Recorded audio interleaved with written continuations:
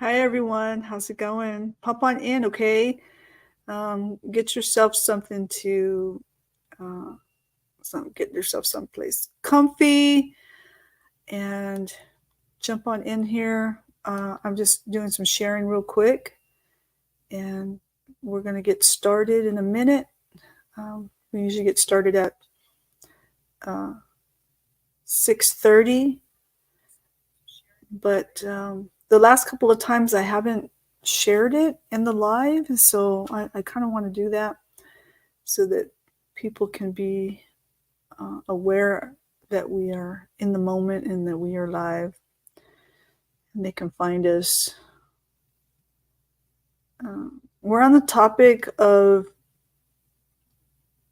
sexuality. Basically, we're not always on the topic of sexuality, but I'm doing a lesson series on abuse, and sexuality is in the series of lessons. So it has been kind of long. I think we're going to be able to get through it tonight, though. We will see when we start getting into it. It's kind of intense, so I'm kind of making you aware. It is a bit intense. You're going to you're either going to be really interested, or you're going to be like, oh my gosh, I don't know if I can listen to this.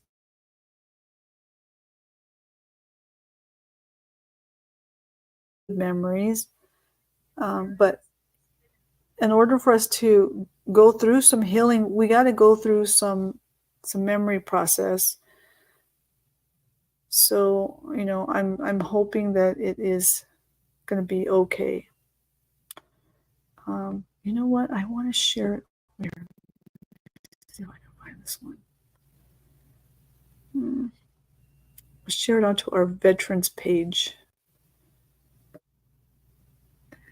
I normally don't share it there, but we're going to share it there. I think they're going to like it. They don't like the terminology, though. Our veterans have been through some things. They don't like the terminology that some of the therapists use, like trauma and triggers, and but we have to understand that though they are like, that's a kind of a terminology that we use. I'm not a licensed therapist or anything, but those are just the terminology that they use. We had to try to find maybe a better word that kind of describes what we're talking about without it sounding clinical, is the thing. We don't want it to be too clinical and feeling claustrophobic, as though we're the only ones that go through this. We are not the only ones that go through this at all. Let me just make you aware of that. Many people have been through things. I mean, I haven't been through any kind of war stuff, so I don't know anything about that. But I have been through things that have pertained to abuse, and there are effects after that that you deal with. And if you do not know what is happening to you, or your thought pattern on certain subjects, or how you react or respond to them, then it's gonna be a constant thing that you'll be dealing with. And so there's hope. We can get through it, and that's what I'm in my lessons. I'm just creating an awareness, because I am not a licensed therapist. So I don't I don't know how to clinically take you through things, or can prescribe to you medications or anything, but I can create an awareness and lead you to Jesus in the uh,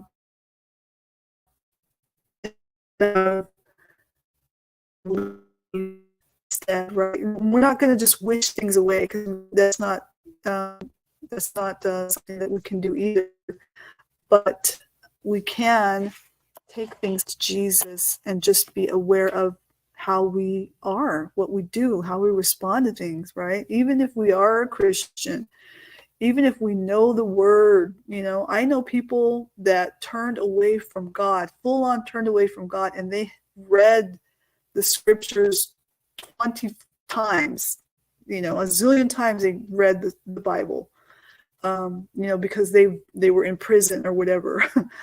There's nothing else to do. If you're in prison, you're going to be wanting to read the Bible. But you know, even with that, they still had issues that that temptations that I could never fathom or understand. Only they could. That drove them to turn away from Christianity, right?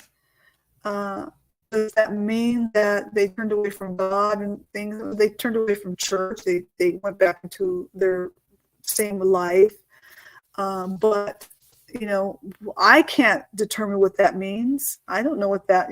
I can't. I'm not God to determine their heart. I can see the effects of their life, but I can't determine anything. But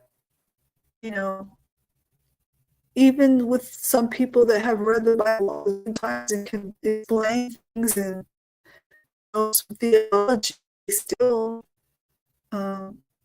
because of what they believe that this other life is going to, either that's what they deserve, because maybe they made mistakes, maybe they make mistakes and then they don't want to keep going because they think I don't deserve it, right?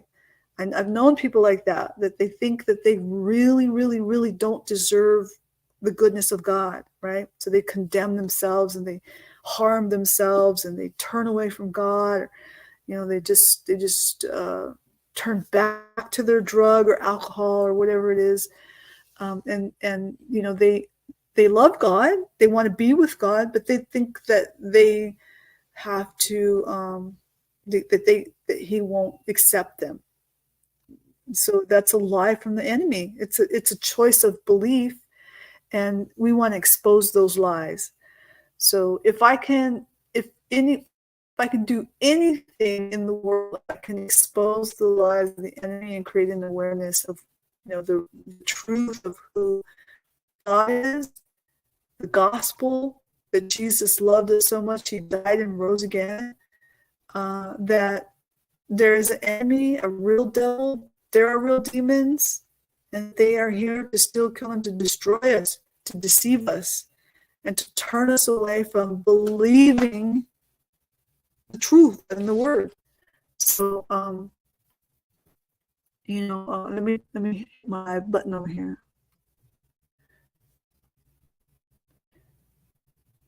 Welcome, Instagram. Pop on in. We're going to get started with our lesson tonight. I'm here every Sunday at 6:30, and I'm on the subject of sexuality. We're not always on the subject of sexuality. I'm just doing a series of lessons, and it has an abuse background to it. So we're exposing abuse and the power of those lies that come our way because of abuse. And sexuality is in this lesson. So we're on that subject right now, and we're going to try and get through it today, because it's been kind of an extensive one, and it's kind of deep. It's kind of deep, and I kind of feel like I have to be, or kind of want to be, in person with you all. I want to be able to be, because it's just one of those ones that I want the power of shame to to be exposed so much so uh, that you feel it more when you're in person with someone, and we have that same eye to eye contact. And so it's just one of those ones. But you're gonna like it. It's gonna challenge you and things. And hi Becky, I see you there.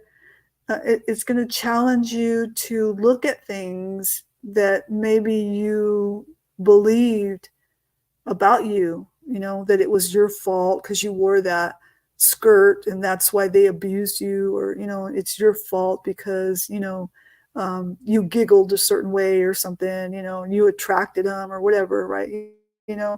So, it just people the weirdest things. They believe this. They believe things, um, and I'm like this in this moment right now. I'm thinking about so many different scenarios that are just flooding my head right now. So when I'm teaching these lessons, I just have to like kind of hone in on the lesson, because there's a lot of things that I could share, situations and things that happened. And here's one that I do want to share, though. This was one that was on my mind, and it was that in eliminating shame. And this is something that if I would not have had this teaching, I probably would have, my life would have been destroyed in this moment. It was that hurtful. And this was someone who was a long time Christian, that these two people were long time Christians, and they, one was someone who was, a prominent person in my life, and the other one was someone that I looked up to in my life. And what had happened was that the prominent person in my life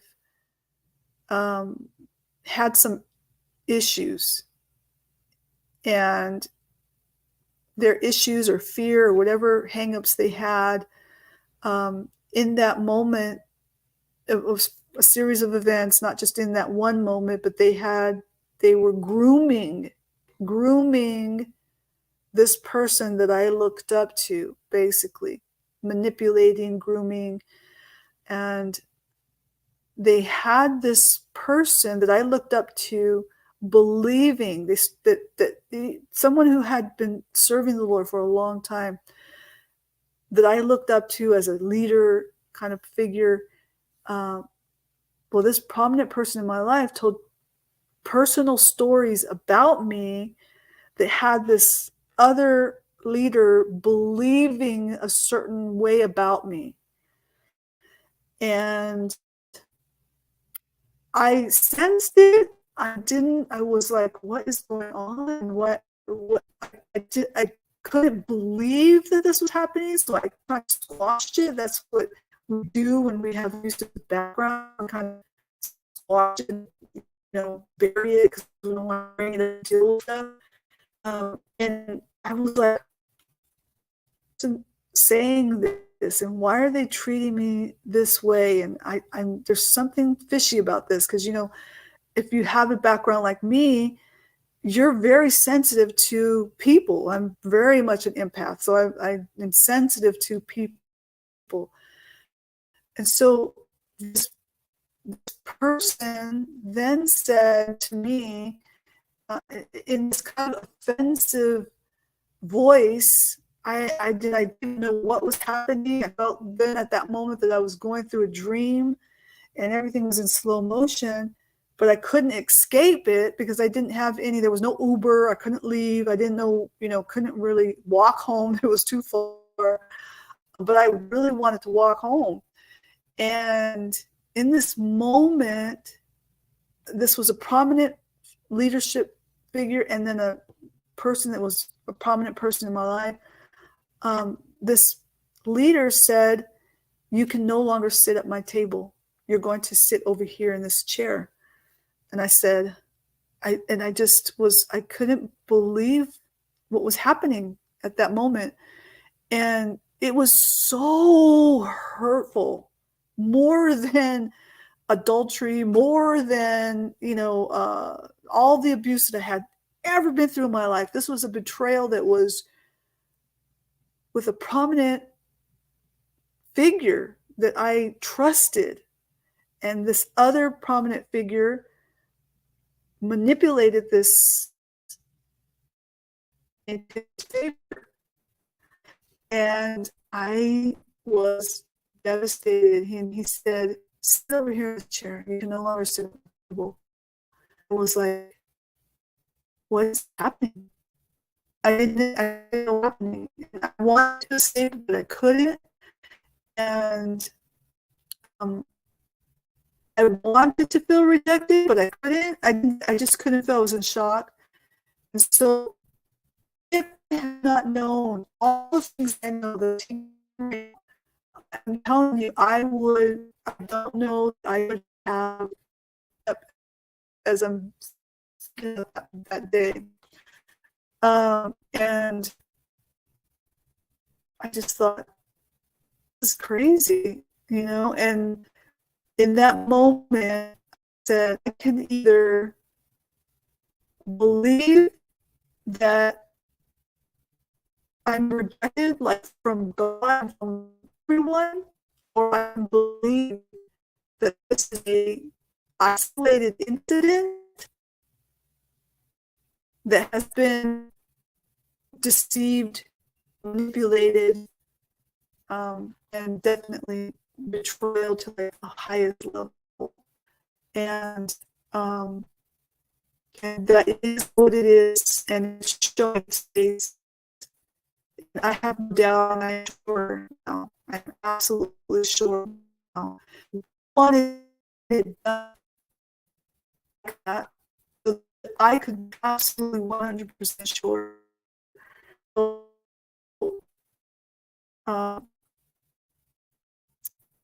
I decided that I know that God loves. I know that God loves me. That isolated.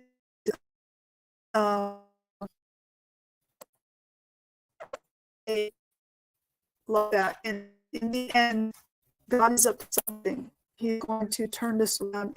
He's going to be in it.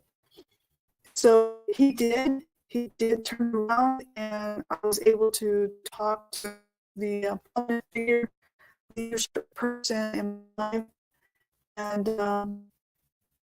it was alone. And the truth was exposed. There were apologies. The truth exposed, and with no shame, without feeling of rejection, with pure, bold strength, deal with all the things that I needed to deal with in this whole story afterwards, the aftermath of this whole trauma. And so that's why I'm so into the lessons or going to training on aftermath of anything, aftermath of, earthquake, aftermath of tsunamis, aftermath of, how do we rebuild after the impact of. So that's my, that's where the power of that came from. And it was the biggest betrayal I think I had ever been through in my life. And I don't think that there will be a bigger one after that. But I don't know, because we don't know what life will bring us. But I really, really believe that. So it was that hurtful and that much betrayal. We are on the subject of sexuality, and the reason why I'm sharing that is because, when we go through certain things like abuse, we feel that same type of betrayal, someone that we trusted, we start to search for what did I do? What did I do? Did I sit wrong? Did I say something? And what did I do?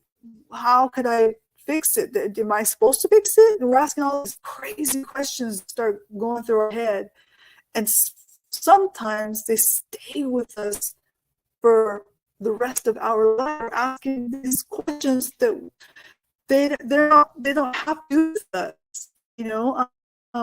So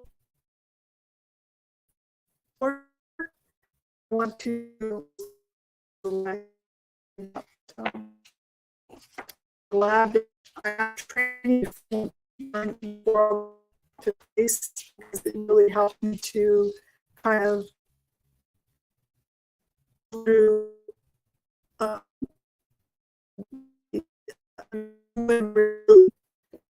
reality, right? Am I really that unlovable that someone would check me from the table that could like person he was kind of, you can look to my table, but that's not God. Is that Jesus, even the betrayer, is less Jesus that Judas was going to betray anyone like that. Just knew that Jesus was betrayed, but he still included at that table, at the Last Supper. There was many different personalities at the Last Supper. There were, people that were self-righteous. There were the doubters. There were people that were believers. When they were the believers, they're mental. There was all people at the Last Supper, and so all people said last time that I would do, there's that I could do that was so bad I had expected a table like that, right? So I knew that, I understood that, and I said there's more to this whatever. Well, there's more to this. What is going on here? What in the world is happening here? And so later I found out that the person that I had deeply trusted, a very intimate person, was in fact doing a lot of harm behind the scenes in betraying me. So we're going to go into our lesson. I'm going to open up in prayer real quick. Thank you for listening. Lord, I just lift up all that we're listening, and that we'll hear this on the replay. These lessons are fun. I pray you just the ability, the strength to look at things, aware things, and also be sure, 100% sure, we are not glued, no matter what we feel or think from you. And so you love us, you're always inclusive to us. Thank you, Jesus. Help us understand how much love us. And we will arms believing that you will always in Jesus' name, amen. So we're going to go on for our lesson. I want you to encourage you to listen to the beginnings about the understanding at that goal. Because that's a really important thing there. And sometimes there's some like that. But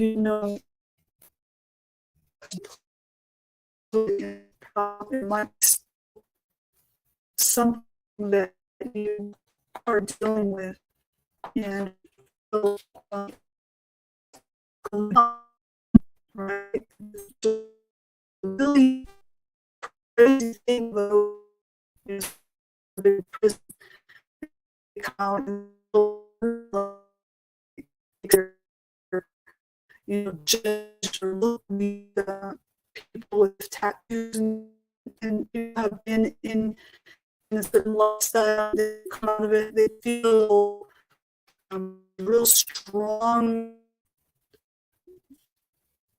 thing, people judging them, things like that. It's a very strong.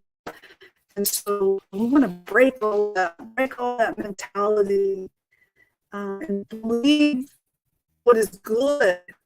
Believe when you walk to a room that people are in amazement. They're not looking down at you because of what your tattoos or what you have been through, maybe on, but that they're looking in amazement with you. There's something different in your eyes. There's a bright little light that shines. They're curious. Curiosity takes place. They wonder what is whispered. There's something different about that person. It's light. It's light. It don't place that light. No one else can be like that except that God showed through you. No matter what you look like, no matter what's on you, you're passive. So we've been talking about sexuality. We asked some pretty crazy questions. We asked questions like, how do you view sexuality? Straight up questions like, how did you feel if you've seen something on TV or whatever, as a kid, as a child, innocent, and you've seen something and you felt something in your body that awakened. What did you feel? Did you feel shame? Did you feel excitement? Did you wonder? And then we asked the question of, did you go to your parents and ask, or talk about it, or say something, oh my gosh, this happened, or whatever. And you're just little, you don't know that you don't know how your parents are going to respond. And then, how did your parents respond is the question. For some of your parents did not respond really well. They proved you were bad because you asked that question. You're a child, you were bad because you asked that question. We know that, but we believe. What are we believing right now? What are we believing, right? We believe in the power of the shame in that, right? The embarrassment, the shock of embarrassment. My mom, was like so mad at me because I seen this thing on TV and I asked her about it or whatever, and she freaked out and she said, shamed me, right? And shared with you about, that I was at a pastor's house and we had dinner, people were there, and the little boy who was only like 1-2 years old, make it. Pastor,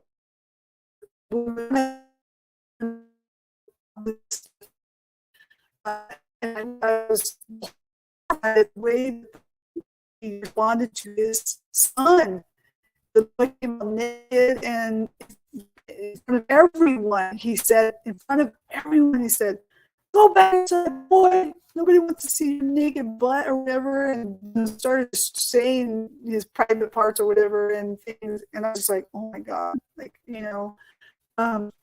and you don't come here like that, and blah blah blah and on. I was like, oh my gosh, where's mom? It's like I was like, oh my God. So but the shame in that, what that little boy grew up, and that little boy became homosexual, and he also on drugs. And so, like, you wonder, was there, what is the undercurrent of that? Why did the little kid make those choices? I wonder. It makes you wonder, right? And so I'm now, again, I don't shame anybody for being homosexual or anything like that. I don't do that. I love everyone. I don't care if what you are, or who you are, or where you came from, or whatever. I'm not here to do that. I'm not here to shame you. I'm just saying, it makes you wonder. The little boy was shamed by his father, and then he grew up to become homosexual and also on drugs. There's something deeper there, right? So,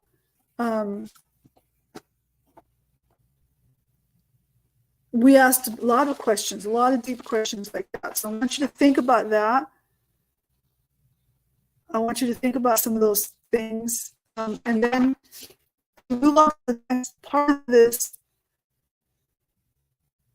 As we're exposing guilt and shame constantly, because when we talk about sexuality, there's just so much, young men, even women, who have seen pornography, in their childhood, and it's awakened things that maybe shouldn't be awakened yet, or they don't have the ability yet to understand what's happening to their body, or to even how to even ask the question, and so they're acting out what they see.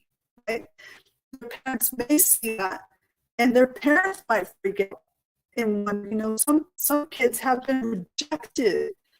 There's a story of so many different stories, but it's devastating on some level here. So we're exposing this. If you're a child and some things have happened to you as a child, and you've seen some things, and you asked questions, and people responded weird, adults responded weird to you, it is not your fault. Okay? It is a natural feeling to have a response, or bodily responses, if you've watched something on TV that has excited you, awakened something in you that you don't understand. Okay, they're all God-given bodily responses. There's no shame in it. It's meant. Your body is meant to do it. Now, God does not want you to go around watching pornography or anything like that. Okay, I'm not giving you permission to do that. I'm saying that many children have come across that. We're going to come across that on TV, on cable TV, all things. And it's just, you got to watch your kids, protect your kids, okay? Because they don't know, and then they're going to grow up in shame, and we don't want them to grow up in shame, do we? Wondering, am I supposed to feel this? Am I not supposed to feel this? Like, normal? Does everyone else? They're not going to ask the question, does everyone else deal with this? They don't know. So, so here's a question. Do you feel any false guilt? We're exposing false guilt from any of the experiences of maybe coming across something accidentally, and you're just like, whoa, and now as a child, you're now acting out these things. Did you feel guilty in that? And now as an adult as well. And so, do you feel any valid guilt from any of the experiences, right? Maybe now that you're aware, and now you feel a pull towards that stuff, pornography or whatever. um, now because it's been exposed to you. It's a very strong addiction. Do you feel valid guilt because of it now, right? So we're exposing the lies of the enemy, right? So we want you to understand that even though you're going through that, God still is not rejecting you. Okay, even though you might be dealing with this, God doesn't want you to deal with that. He wants you to have the biblical sense of, um, you know, that He needed to be good and pure, enjoyable, guiltless, shameless. So you might be feeling this, because you chose to go and watch things that you shouldn't or do things you shouldn't. And now you have a genuine guilt because of that. Even that, God still is not excluding you. Loved by Him, okay? And He wants you to get through that. And choose to believe you can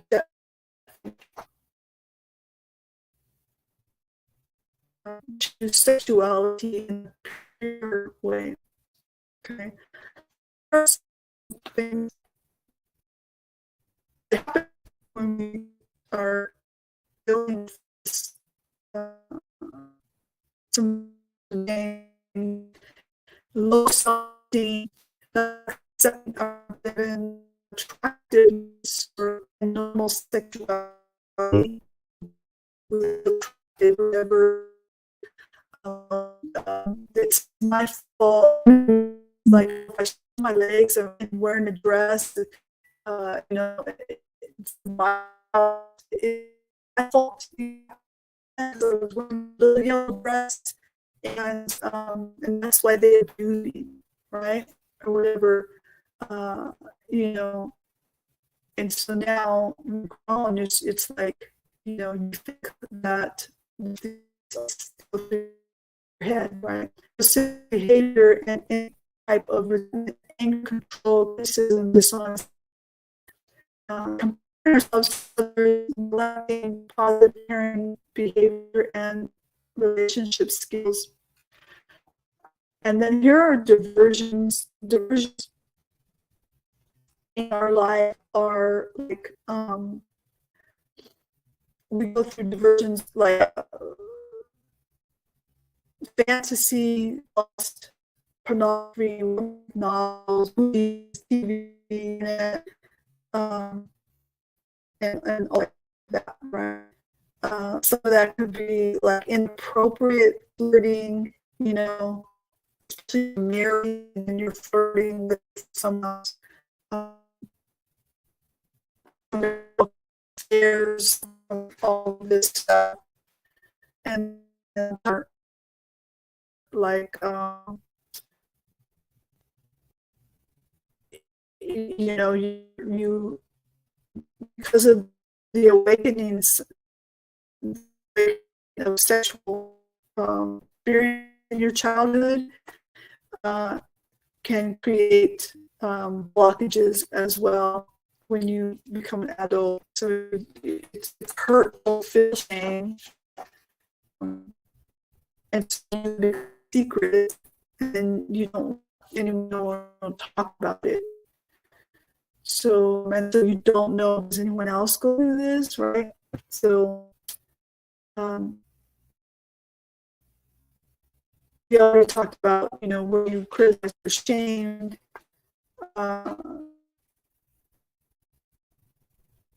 We talked about compensating behaviors and things. But this and a pattern of abuse here, and it goes like this. It goes 3 sets of normal feelings, but first are hurt, anger, and betrayal. These feelings negatively affect the victim's ability to trust. Second group of feelings involve some element of enjoyment derived from the attention and affirmation that we were attractive and desirable to someone. Also, because our bodies are wired physical pleasure, most sexual stimulation results in some degree of physical pleasure. In no way do these ask or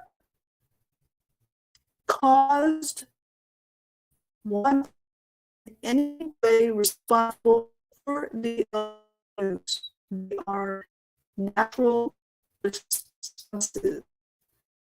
The third is most victims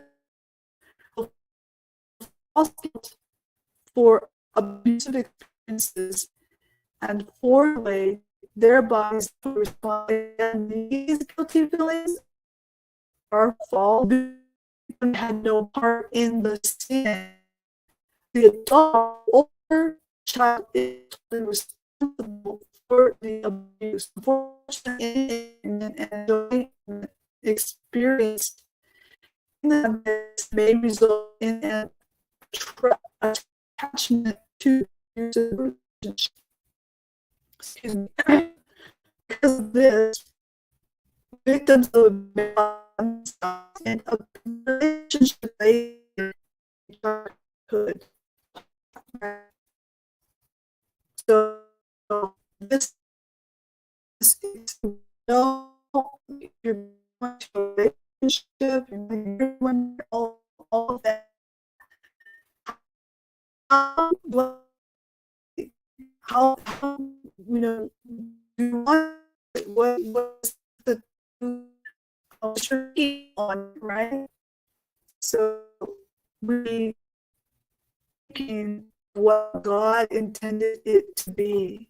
We want to be thinking and believing what God intended it to be. Okay, the inventory continued here is the same things and pretty much the same questions, just giving us kind of warming up to the questions, and now we're like really asking questions again, sharing feelings about those questions,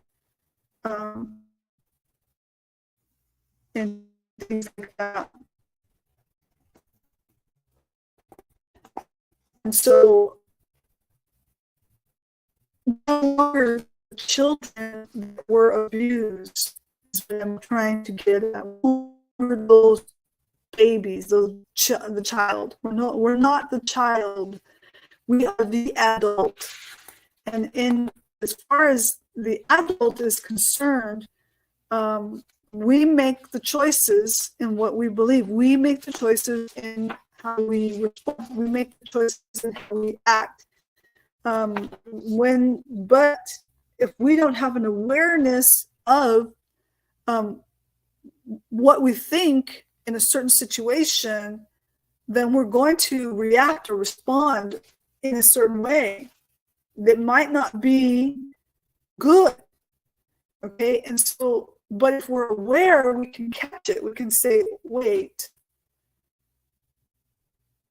let me what God says. Where this unreasonable reaction coming from, right? It's an out of context reaction. And we could say, wait, hold on a second. This is something that is bothering me, right? And it's coming from where? Where's it coming from? Now, recently, or my childhood? And so we can take a look at that, and then we can say, okay, wait, hold on a second. That part is gone. That's gone.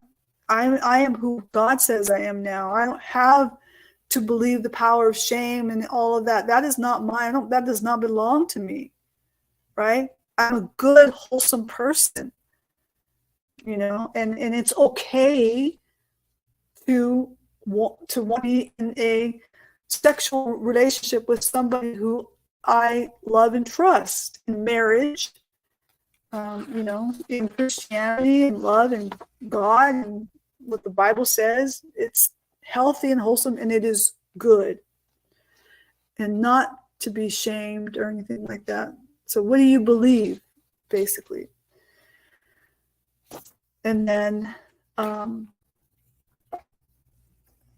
we are summarizing it.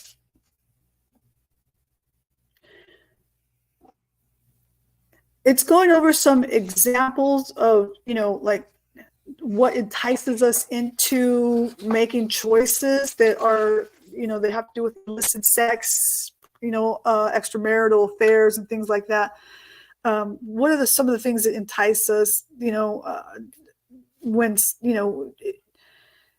when you're in some kind of a mindset, or you have, you're maybe you and your spouse are in a situation where you're fighting. You got to be careful when you go to work and then somebody's telling you something like, male or female, but when you go to work or some place, anywhere, and somebody's telling you things like, oh, you're so easy to talk to, you are so exciting, you are so appreciative and affirming, and you are so thoughtful, you are fun to be with. This then, turns the attention over.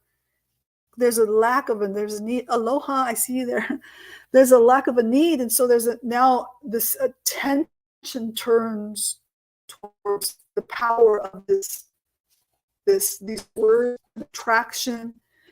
And, then it just turns into, this is how affairs then get started and things. So you got to stop that, stop that at the coffee machine and run.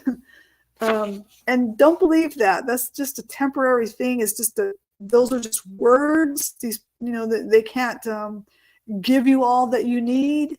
The relationship and your marriage is what is important, and that is what you need to focus on, right?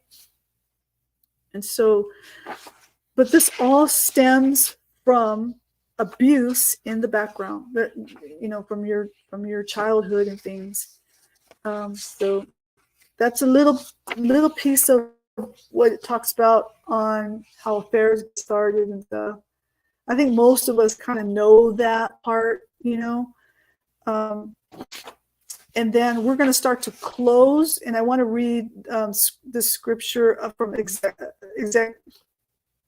Exodus, Exodus 20, verse 14. It says, "You shall not commit adultery." And Proverbs 6:32 says, "But a man who commits adultery lacks judgment. Whoever does so destroys himself." And Matthew 5:27-28, "You have heard that it was said, 'Do not commit adultery.'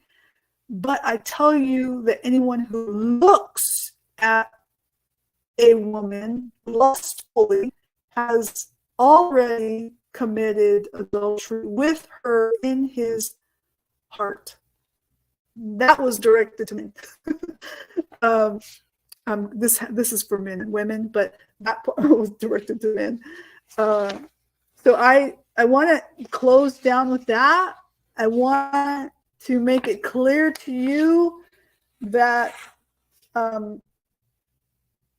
even it doesn't matter what you've been through, even if you committed adultery, even if you made some bad choices in your life, you've been imprisoned, you have tattoos that are on your face or whatever, and scare people when you walk into the store. Generally, you don't really scare people. People just are curious. That they want to see what that is on your face. They want to know what that. Trying to look upside down, going like, "What does that say?" But I don't really want to look all the way because what does that say? People are more curious than they are like judging you. And so I see people all the time with tattoos, and Like, one guy was in the elevator at work and was pressing the button, and I was trying to read his arm, and in a while that was actually, I can't see really well, and I didn't have my strong glasses on, and I was like, and then he said something, and then he was just this kid, right? And he said something and asked me a question. I go, "Oh wait, huh?" I go, "I didn't hear what you said. Can you say it over?" Because I was trying to read your tattoo, and he started cracking up. And so I want you to be encouraged that, guys, um, you know, sometimes we believe that people think that we're scary looking or things, but that's not always the case, because what is scary is the eyes, okay? And if you have God in your life and your eyes illuminate with the love of God, that people see that in your eyes. Okay, the eyes speak a lot to all of us, and I want to encourage you to believe this. Okay, if people see evil in your eyes and hate and anger, they're going to be scared of you, because they can see it in your eyes, in your body language, in your mannerism. Okay, so so don't believe the lie that the enemy's telling you over and over, that people are judging, people are this, people are that. And for me, if I walk into a room, as a woman, or even as a woman that single, or I was in the room, and I have to share a little bit of background, and I got to share it. And I'm not forced. And a lot of time, or that I'm a lone leader as well. And in a room of all men, and I'm the only woman, at a lot of times, there is a mindset that I'm not included, and that you can see in their eyes. You can see the response. It's clear. And I then have this certain mannerism that I'm humble and grateful to be in the room, but I'm not intimidated, and I'm not included. I'm included in it. I get to be included as a woman. You as a woman, me as a woman, get to be included in this whole awesomeness of women in leadership. Women in leadership. And so there are men out there that they don't like that. They really don't like that. For whatever reason, there's a hate, a real hate for that. And with the tattoo, with the kind eyes, if you compare the two, this person with the hate, a leader, man of God, with this hate in his eyes for a woman leader, how does that compare? How does that compare? What would you be more apt to be friends with this person, tattoos all over their face, right? Rather than this person with rage and hate towards women in leadership, right? So people know how you make them feel, but more so, they see who you are with your eyes, okay? With your mannerisms in your eyes. And people can tell. Hi, Nathan, I see you there. Thank you for being you too. And so anyways, we're going to close. The next lesson is, the next lesson is called reality check. It's called reality. Hi. I was going to say Tink. What's up, Tink girl? Eva, they get intimidated, and they shouldn't, with strong women. Yeah. There's no reason to be intimidated. Women respect men. Well, there's a lot of women that don't respect men right now, but this world is crazy. I love men. So if you're out there listening, I love men. I do not want to be a man. I love being a woman. I am woman all the way. I love being a woman. I love that I had children. I was able to birth children. I get to be a grandma. I love that I can wear a dress and pretty high heels, and I love being a woman. I love men. I love that men are men. But I also have gifts, talents, and wisdom, and I can be in rooms with men that also have gifts and talents and wisdom, and I can be strong, and I can, not to be strong like to be a man, but I can be strong to be in the presence of men, not to compete. I don't want to compete. I don't think women want to compete as to try to be a man, but that there's something that we have to give we have something to bring to the table. We have a lot to bring to the thing called life and leadership. There's we view the world way different than men do. I work with all men at work. It's all men, and they see so narrow-minded. It's only about just this project right here. And then I come in and I'm like, that is going to escalate to this and this and then this and then this, and then this is what's going to happen in the end. Then they all look at me like oh my God, But then the next step is how do we then deploy that? That would be a man. He would know. If we look at all of the aspects, all of the scenarios, and then how do we deploy it, right? So they're more direct and more compartmental in their and I just come in and destroy it all. Eva's another strong woman, in leadership, and does many things in her community and environment in Hawaii. So most of my friends are pretty strong in their knowing of who they are and things like that. But yeah,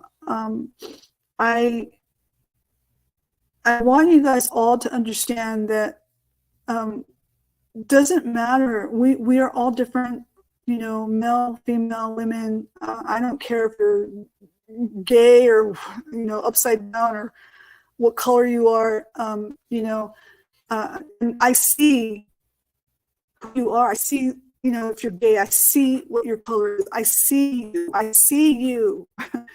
But I still care about you. Okay. But I understand also that there are things that we do, choices that we make that harm us immensely. And it causes mental illness, it causes all kinds of dysfunction. And then we're living our lives medicated, numb, is under medication, being numb.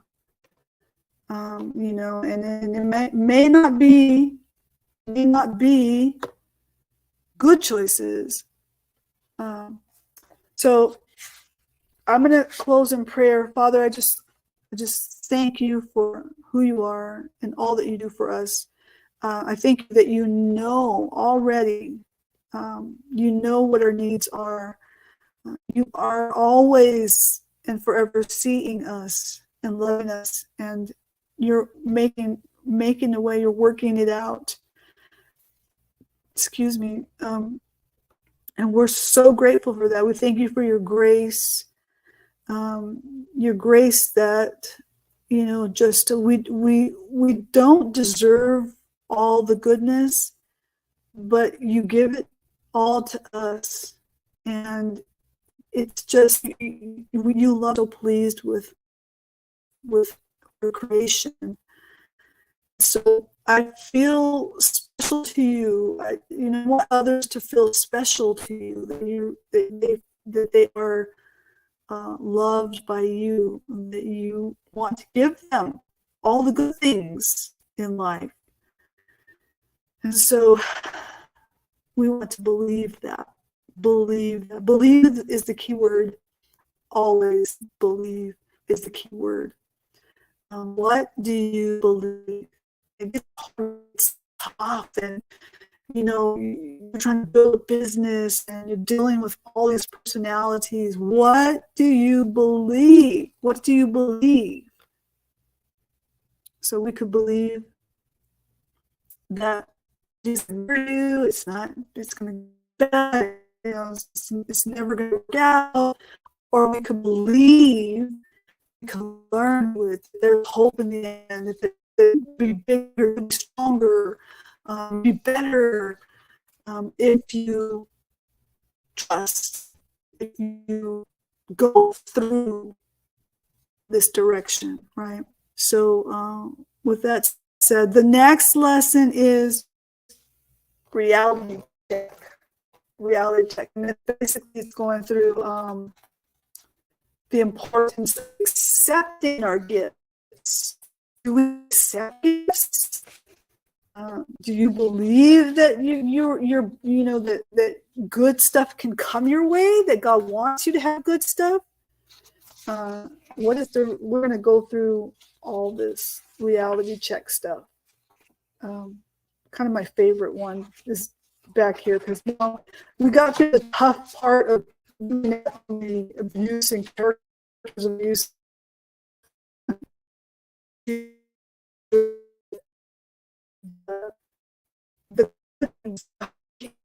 we've checked ourselves after we've prayed and all things. Now our hearts are prepared to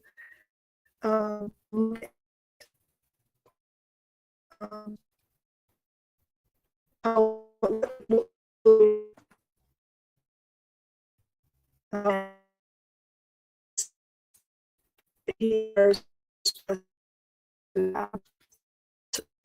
we're believing closeness, fun, love, one another up. I love you, and have a good evening. And I am off to my night shift at work. I'll see you later. Bye-bye.